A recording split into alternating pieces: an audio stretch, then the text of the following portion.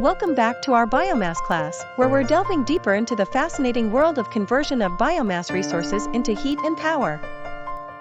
This video was made with the support of InnoEnergy.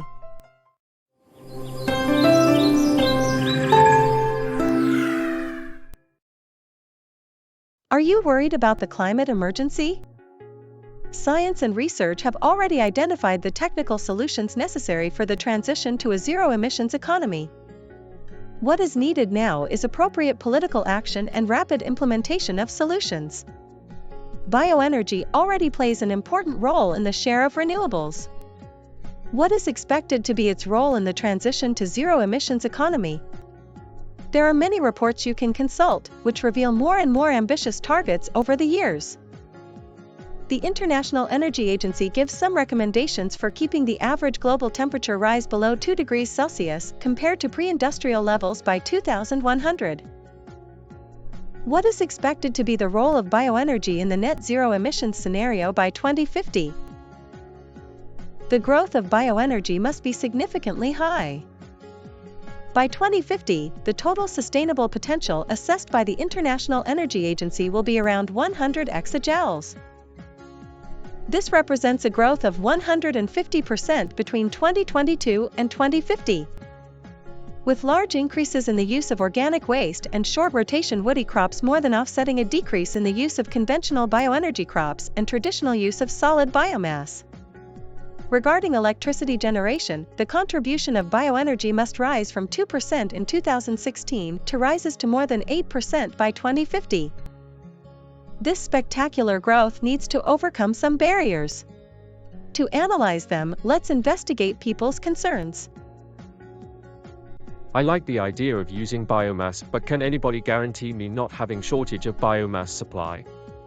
And will the price be competitive with other alternatives? Switching my current energy systems to biomass will require large investments. Can anybody guarantee that they will be economically profitable? How can I minimize the risks?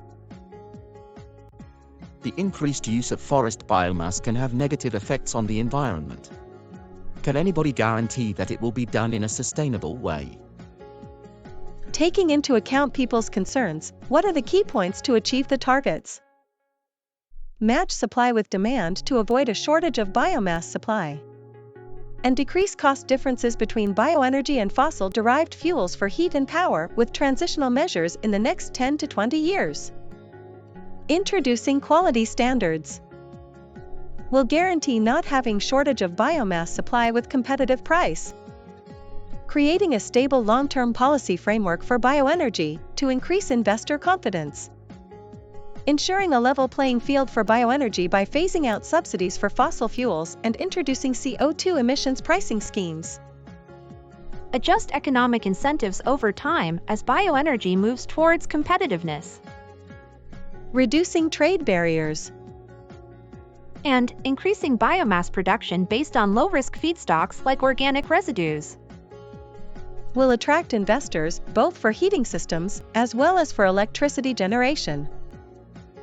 Adopting sustainability certification schemes in such a way that the balance of ecosystems is respected.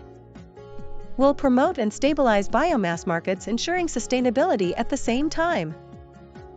We can also classify these key points in two groups: promoting and stabilizing biomass markets and ensuring sustainability, and overcoming economic barriers.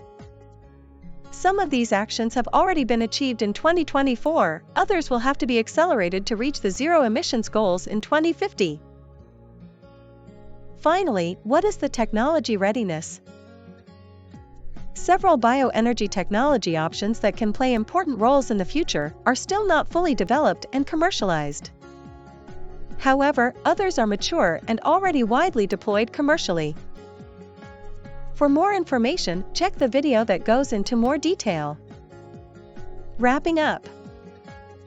Biomass is expected to play an important role in the coming future in the transition to a net zero emissions economy. However, there are some key factors for end users and ecologists, like price, quality, availability, and sustainable harvesting of biofuels that should be taken into account. Therefore, best practices should focus in market promotion and stabilization. And to help industrials, national policies must also focus on attracting the inversions needed to switch energy production from fossil fuels to biofuels, focusing on overcoming the economic barriers that slow down a rapid transition.